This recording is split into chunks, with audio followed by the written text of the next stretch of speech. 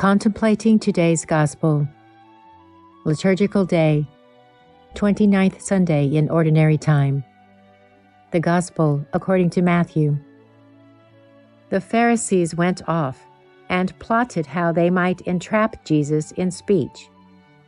They sent their disciples to him with the Herodians, saying, "Teacher, we know that you are a truthful man, and that you teach the way of God in accordance with the truth. And you are not concerned with anyone's opinion, for you do not regard a person's status. Tell us, then, what is your opinion? Is it lawful to pay the census tax to Caesar or not?" Knowing their malice, Jesus said, "Why are you testing me, you hypocrites? Show me the coin that pays the census tax." Then they handed him the Roman coin. He said to them, "Whose image is this, and whose inscription?" They replied, "Caesar's." At that he said to them, "Then repay to Caesar what belongs to Caesar, and to God what belongs to God." Commentary by Father Antoni, monk of Montserrat, Spain. Repay to Caesar what belongs to Caesar, and to God what belongs to God. Today, the Gospel presents for our consideration a famous assertion from Jesus Christ.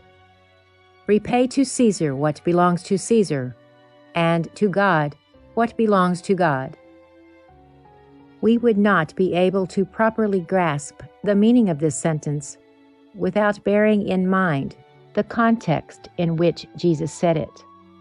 The Pharisees went off and plotted how they might entrap Jesus in speech, but Jesus understood their malice. Thus, Jesus' reply is a calculated one. When they heard it, the Pharisees were surprised, as they did not expect it. If Jesus' answer would have clearly been against Caesar, they might have been able to denounce him.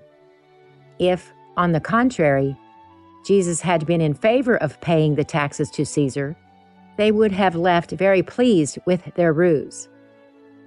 But while not speaking against Caesar, Jesus has relativized his reply. We must return to God what is God's, and God is the Lord of even the powers of this world. As every other ruler, Caesar cannot exert an arbitrary power.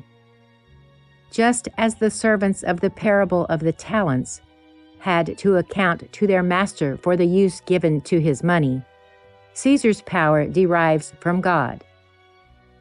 Thus, in St. John's Gospel, Jesus tells Pilate, "You would have no power over me if it had not been given to you from above." Jesus does not want to appear as a political agitator.